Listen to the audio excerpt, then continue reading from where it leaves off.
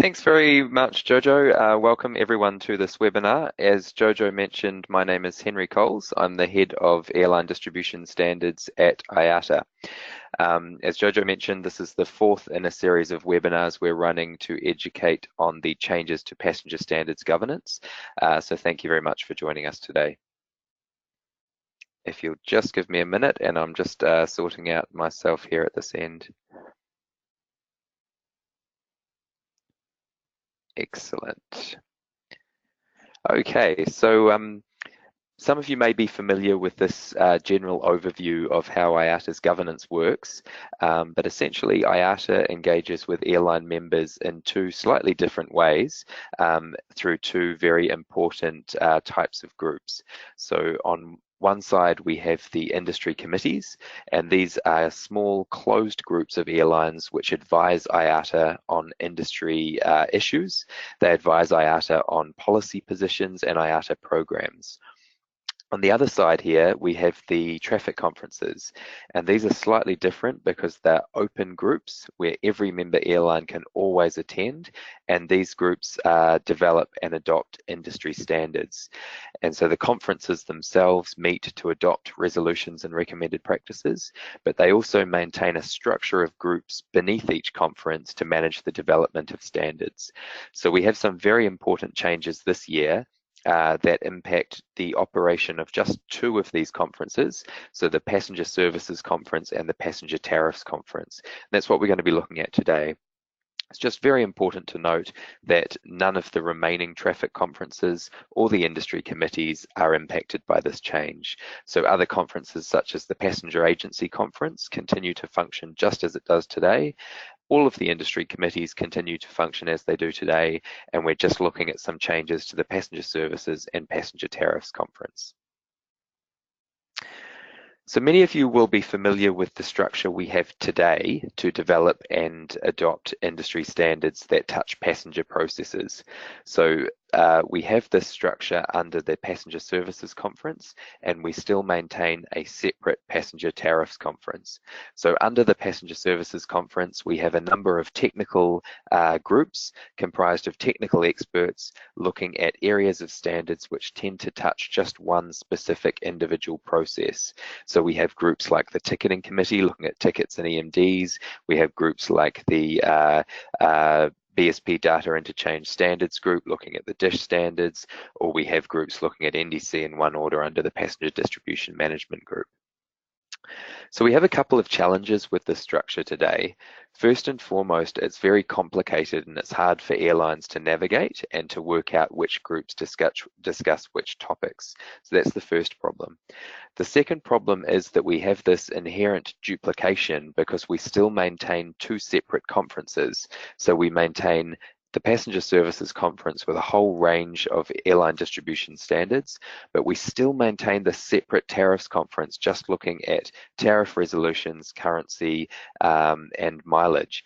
And this doesn't really make any sense anymore. It dates back to a time when the tariff conference had much more under its scope. And as we stand today, we have this end-to-end set of passenger standards sitting across two different conferences. So it doesn't really make sense. The third challenge we have with today's structure is that we have all these technical groups looking at very specific areas of standards, and they report directly up to the conference. So what we really miss in our structure is we don't have any groups that can really provide strategy or direction in terms of what airlines would like to focus on, prioritize, and which standards they're looking to implement. And so we end up in situations where we have transformation programs like NDC in one order that are sitting alongside existing standards in the governance structure.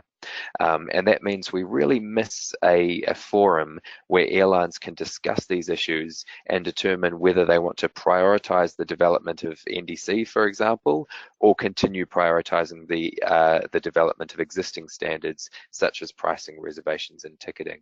So we kind of miss that layer, giving us an oversight of business domains.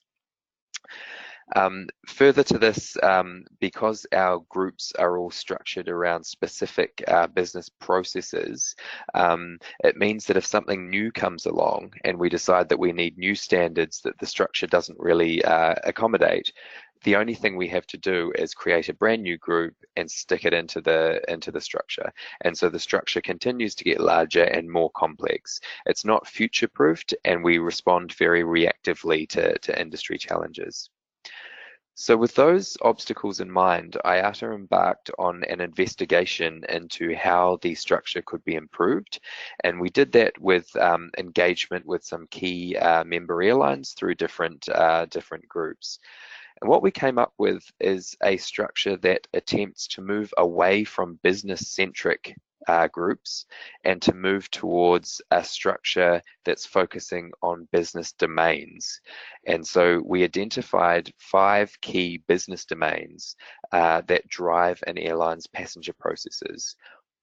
And so these are plan, so something around scheduling, interline agreement, network, and setup activities. Then some activities around shopping, so putting offers out into the market. Some activities around ordering, so confirming that someone's entitled to something, managing the fulfillment of what someone has purchased. Then some processes that occur within the airport environment and in flight, which we've called travel. And then finally, some back office or financial processes that support these other business domains. So with that objective in mind, what was then developed was a new resolution, which is Resolution 009. And this resolution was unanimously adopted at the Passenger Services Conference and the Passenger Tariffs Conference last year. So this resolution has been adopted by all member airlines, and it takes effect from the 1st of November this year. So what the resolution gives us is a brand new structure for all the activity that previously occurred under the Passenger Services Conference and the Passenger Tariffs Conference. And most importantly, it merges the activity of those 2 conferences together. So we get an immediate efficiency because we're managing one structure with one conference meeting instead of 2. Another important change that the new structure gives us is that instead of having a whole lot of technical groups reporting directly to the conferences, we now have just 5 management boards. And so these boards are comprised of management level delegates at airlines, so not technical experts, not people that know the nuts and bolts of standards, but managers within airlines that have oversight of an entire business domain. So the way we've structured those boards is we have a plan management board, a shop and order management board, a travel management board, and a pay account management board. So those 4 business boards oversee 4 business domains. Alongside the 4 business management boards, we then have an architecture and technology strategy board. And this board is a little bit like the IT department. So it does not relate to one business domain. It looks at technology across all areas of standards. So the strategy the industry has around messaging technology, around technology architecture and that type of thing. So what this structure gives us is a framework that is much more flexible and much more future-proofed, because whatever comes down the track, whatever problem the industry faces where we need to do something together and build industry standards, we always know that that's going to fit into one of those 4 management boards. And where it involves data exchange, it's going to have the oversight of the architecture and technology strategy board. Another key element of this structure is that each of the boards now have the full authority and the autonomy to establish technical groups themselves. So rather than having technical groups reporting directly to the conference, each board can simply create technical groups as it needs to develop and maintain the areas of industry standards that fall under their authority. So this new structure, it gives 3 very different types of groups: the conference itself, the management boards, and the groups under the boards. And we're going to look at those 3 types of groups in a little bit of detail now. So the conference itself, it really continues to operate just as our other traffic conferences do. So the traffic conferences are always transparent and open.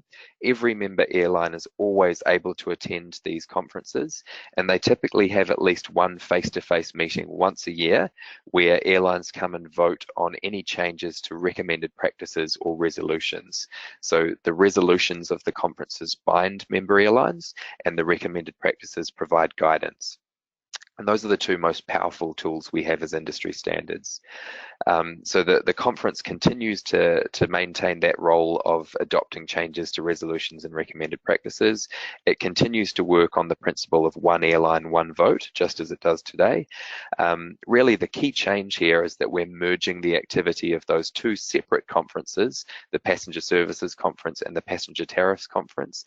We're merging that together into a single framework, and we're calling that the Passenger Standards Conference. So the conference will also have the function of electing and overseeing the 5 management boards, and that is something slightly different to the way it works today, with all the different technical groups reporting directly to the conference.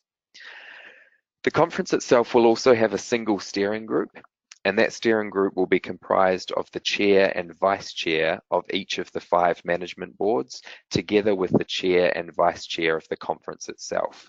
So 12 airline delegates forming the steering group, and the function of that group is to manage the cross-functional issues that may arise, anything that straddles 2 boards or more than 2 boards, but also just to steer the overall activity of the conference between annual meetings, and to work with IATA on how the conference structure works. So the management boards are the next layer down. These are the 5 permanent groups reporting to the conference. And as I mentioned earlier, these are comprised of decision makers within airlines. So not technical experts, but a decision maker that has the authority within their own airline to make decisions across the domain of the board. So we have the plan board, the shop order board, the travel board, the pay account board, and the architecture and technology strategy board. The function of these groups is really to set strategy and direction, and to determine what the implementation roadmap is for standards. So we need to move away from today's structure, where we tend to develop a lot of technical standards, many of which are not implemented, and move towards a structure where we're really only spending time developing standards if there's a clear direction from airlines that they will invest in the implementation. The key function of the board is also to create or disband the technical groups that develop specific areas of standards. So they create or disband these groups, and they ensure that all the groups are working in an aligned way according to the strategy and direction of that business domain. And that's something that we don't really have today, and it's something that the management boards gives us. So in each domain, we will never have groups that are doing things that don't align. We'll never have groups working on similar but different areas of standards, because the management board of that business domain will have oversight of those groups. So the groups themselves, they will be comprised of subject matter experts, technical experts or process owners from within airlines, and also from within strategic partners. Strategic partners are technology providers or suppliers, anyone that assists with standard setting activity who's not an airline. So each group is developed created to manage and develop a specific set of standards. What we're trying to do is manage these groups in a consistent way, where we have a core membership of a small group of people who have raised their hands and have committed to an activity. So we have some continuity, and we have a consistent group of people, but we will manage them in an open way, so that if any airline wishes to see materials from meetings or to come along to meetings on a specific topic, they'll always be welcome. So the groups are always formed based on a terms of reference, which the board endorses, and that terms of reference will give the group a mandate for a maximum of 12 months. And that's slightly different to the way things work today also. So the group has 12 months, and at the end of that 12 months, the board needs to take a decision on whether to extend the group for a further 12 months or to disband the group. And that ensures that all of the groups are always working towards a very clear objective, they're delivering on the objective, and that if we no longer have the requirement for that group to develop something, that the group no longer has to meet. And that keeps things very agile and very efficient. So the resolution itself, it really just gives us this framework. It gives us the framework of the boards, and then it's up to each of the boards when they meet, as soon as this structure is up and running from the 1st of November, to determine what groups they would like to create under them. What we've done, however, is over the last 12 months, we've worked very closely with a small group of airlines that have formed our governance transition committee. And this group of airlines has worked with us to develop an initial setup of groups under these boards. And so the idea here is that we will set up an initial scoping of these groups, and that just allows us to maintain the activity we have in all the standard setting groups as the new structure takes effect. So it means we don't have a downtime or a lag while we wait for the boards to set up groups. We can hit the ground running and get moving with all our standard setting activity. So what we've done is we've worked with this governance transition committee to develop terms of reference for all these proposed groups under each board, and that will be presented to the conference this year for airline endorsement. And as soon as airlines give us the endorsement that this makes sense, from the 1st of November, all of these groups immediately take effect. And we'll then be getting in touch with airlines on how they can participate in these new groups. Once the 1st of November rolls around and we have this new set of groups, it's then entirely up to each board to manage how they would like to proceed with the structure beneath them.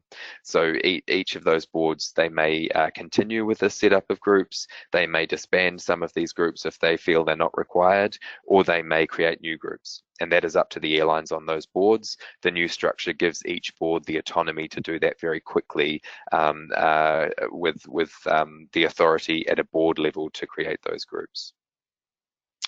So you can see here what the structure looks like. Under the plan board, we have a group looking at industry coding. We have a group looking at the interline agreements, the meter agreements. We have groups looking at schedules, publication, slot messaging, and minimum connecting times. So each of those groups will be comprised of technical experts, and it's a great opportunity for every airline just to make sure that where they're interested in those areas of standards, they have some people involved on those groups. If we look at the shop order board, we continue to have the groups looking at reservations and ticketing. We bring in the pricing standards that used to sit under the tariffs conference into the pricing automation group, and we continue to have the NDC and one order standards developed within the offers and orders groups under the shop order board. We also have a group looking at integration between emerging standards and existing standards, and a group looking at our intermodal standards. Under the travel board, we still continue to have a core group looking at airport passenger experience and a core group looking at airport service. So that's very much structured as it is today in that space. And there's some potential efficiencies down the path to condense that structure a little bit. But at this point in time, the teams looking after those groups have determined that the best approach is to maintain these two separate groups, and each of those groups will have a number of subgroups under them looking at the specific areas of standards. So under passenger experience, we have things like fast travel, the common use standards, barcoded boarding passes, that type of thing. And under the airport services group, we would have our existing standards around baggage and DCS. So finally, for the business boards, we have the pay account board, and this board has oversight of any standards touching financial or back office processes. So first and foremost, it's the BSP data interchange standards, the DISH standards, but we're also creating some new groups to look at things like card fraud, FFP fraud, and customer payment. Finally, we have the Architecture and Technology Strategy Board. So again, that board is transversal. It looks at any technology or data exchange standards issues across the entire end-to-end passenger lifecycle, and that touches the domains of each of the 4 business boards. So this board has oversight of the airline industry data model, which we use for the development of our data exchange standards. They have oversight of methodology, so we have groups around change management methodology. We have a group looking at the technology strategy, technology and architecture strategy. We have a group looking at open APIs, a group looking at PNR security, and a group looking at our EDIFACT standards as well. So perhaps just a brief note on the involvement of strategic partners in this framework. So once again, strategic partners are technology providers or industry suppliers and partners that work with us in our standard setting groups. They're basically anyone that becomes involved who is not an IATA airline. So strategic partners play a very, very important role in all of our standard setting activity. They continue to play a very important role in the new structure. In fact, there are some new touch points for strategic partners within our new structure. So most importantly, each of those airline management boards under the resolution, they are able to create an advisory forum. And so the idea there is that advisory forum would be for strategic partners that are involved in that specific business domain, and that would give them a forum where senior managers from the strategic partner can have a discussion with senior managers from airlines, and they can be involved in discussions around implementation and prioritization. And that can happen at that decision-making level, which is not something we really have today in today's structure. Of course, the strategic partners will also be heavily involved in all of the groups under the board, so the groups looking at the actual technical areas of standards. And this depends on the actual terms of reference, so the terms of reference of the group would determine who is involved in the group. But generally what we've tried to do is keep this very open and ensure that strategic partners are always involved. So that's a general overview of the important role of strategic partners in the new structure. There will of course be some changes to the commercial aspects of the strategic partnership program that IATA runs, and so there will be some communications that come out to strategic partners from IATA very shortly. So in terms of our communications to airlines on this, so this resolution was adopted last year, so it absolutely aligns with what you will have seen through the conferences in October last year. But since then, we've had a number of different communications that have been sent out to member airlines. So we had a letter that went from our IATA Director General to all airline CEOs, and that went out in August. So you may have had that filtered down or be aware of that, just letting the CEO know what the changes were all about and what needed to happen. We had some communications that also went out to the existing accredited representatives of both conferences, and we had a blast of communications that went out to all participants of existing standard setting groups under today's structure, just letting them know that from the 1st of November, the existing structure kind of disbands and the new structure takes its place.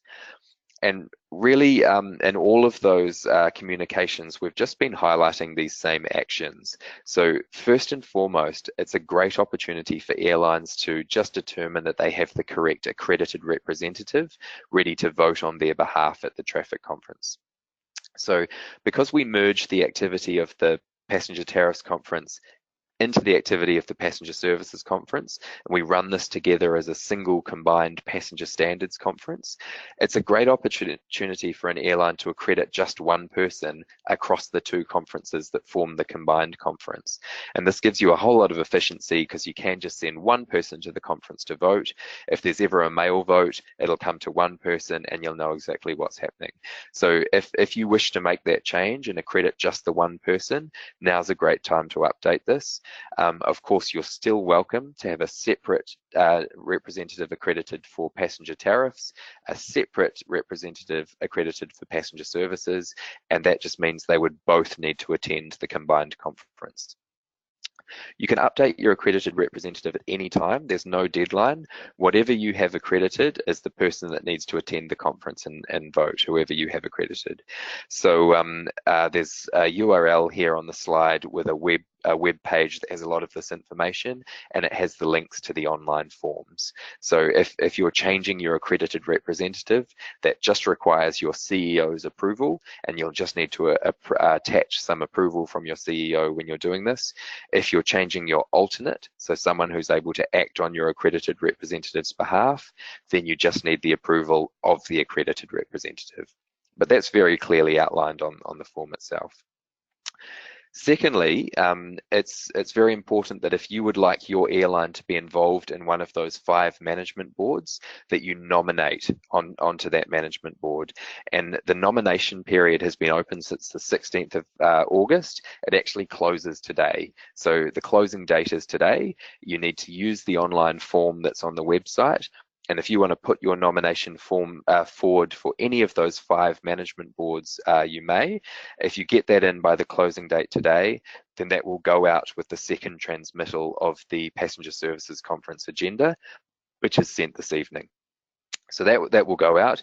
If we have 18 or fewer nominations for each board, those airlines will simply be presented to the conference for the conference to endorse. And if there are 19 or more airlines nominating for any board, we will have an election on the floor of the conference. So the third action is really just to start planning ahead for when the new structure takes effect in November. So many of you will have people that are already involved in different technical groups of the old structure. So very logically, they would continue to be involved in the corresponding new groups in the new structure. But it's also a great opportunity just to think about people that you might not currently have involved in standard setting that should be. So if you have technical experts or process owners that are dealing with IATA standards every day, people who deal with schedules and pricing, people who deal with inventory, reservations and ticketing, airport processes, interline alliances, any of these people dealing with industry processes and standards, they're the types of experts that we really want on our group so that we can have some really good conversations about what the industry needs and how we're developing standards. So now's the time to have a think about that, and we'll be pushing out some more communications later in November. As soon as we have that initial setup of groups locked in, we'll push that back out to the industry and say, this is what we've got, let us know where you'd like to be involved. Very finally, we have the last of the separate Passenger Services Conference meeting that will occur on the 22nd of October this year in Rome. So from next year, we have the new combined conference. This year, we have the last separate PSC. And this one's an important one because it's where we will be electing the new management boards and endorsing the new groups under the structure. So that takes place in Rome. It is the day before an industry event we have, which is the Airline Industry Retailing Symposium, the Air Symposium. And so that event is occurring on the Tuesday, Wednesday, and Thursday of that week, with the PSC happening on the Monday. PSC meeting is always free of charge to attend, so any airline can come and attend. If you are accredited to vote and you come along, you vote on behalf of your airline on resolutions, recommended practices, and the new structure we have for the governance. If you do attend the PSC free of charge, you can also attend the opening plenary, so the first morning of the symposium itself, free of charge. So it's a great opportunity to come along to that also. If you'd like to stay for the whole symposium event, there's a discounted entry rate for that also. There's plenty of information about this online. If you haven't seen the agenda for that event, I'd really encourage you to jump online. It's a very interesting agenda this year, touching a lot of topics on distribution and retail. So a great event to be part of. Just a final note before we wrap up today. Another important change we have coming along is our standard setting workspace. And this is a single online collaboration environment that we're slowly moving all of IATA's passenger standard setting activity and groups onto.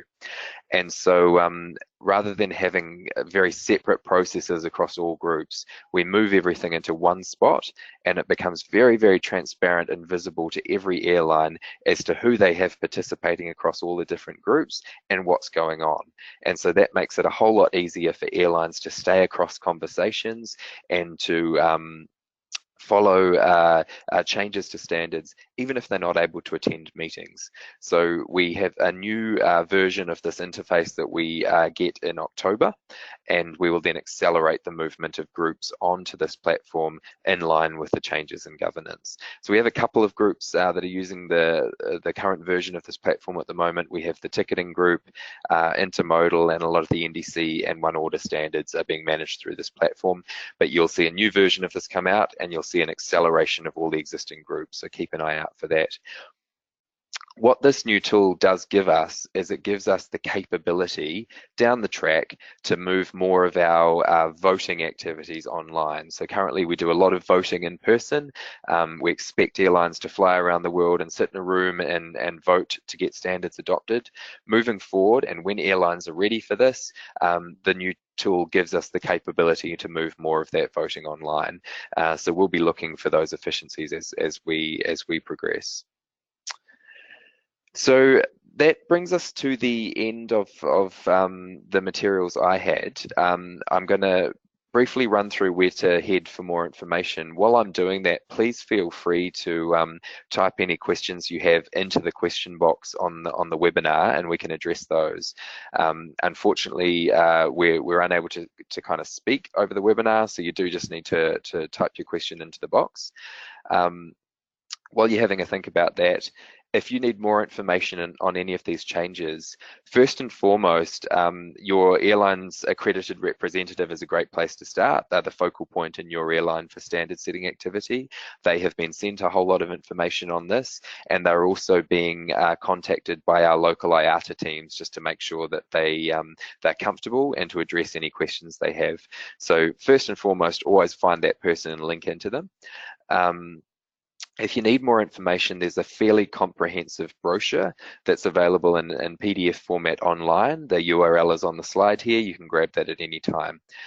There's plenty of information on the IATA website also, including the links to those forms for updating your accreditation or lodging your nomination for the management boards. If you're still stuck or you'd need to need some more information, always feel free to let your local IATA team know. They're absolutely across these changes. We work very closely with them on all of these things that are going on in the industry, so they're a great resource. If you're involved in an existing standard setting group, feel free to talk to your IATA contact point as well. Finally, if you need to, you're always most welcome to drop my team a line, and that's at the email address standards@iata.org, and we will make sure that gets redirected to the most appropriate person in IATA. So that kind of wraps up for today. I want to thank you for your time and thank you very much for taking this message and discussing it internally. Really, the strength of industry standards is the involvement of all our member airlines, and we're hoping that the new governance structure will make this much simpler and much easier. So thank you very much for your time. We have the opportunity now to respond to any questions. So once again, that does just need to be through the question box in the webinar. We've got no questions there at the moment, so I am just going to give it 1 minute. If you have any questions, now's the time to ask, and we can make sure those are addressed. It was very clear, Henry. That's why there's no question. Excellent. But, if you leave this meeting and something comes up, you know the where to contact us. There's a question, Henry. That's great, thank you. So we've got a question around the participation in the PSC. There's a reference on the Air website that it's by invitation.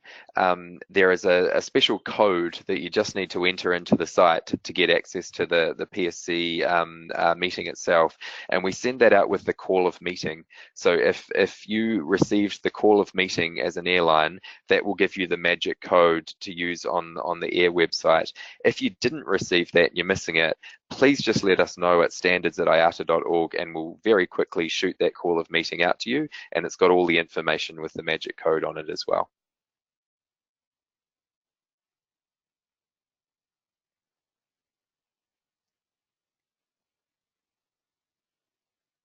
Good. I don't see anybody typing, so if there's no more question, thank you so much for your time, and have a good day to everybody.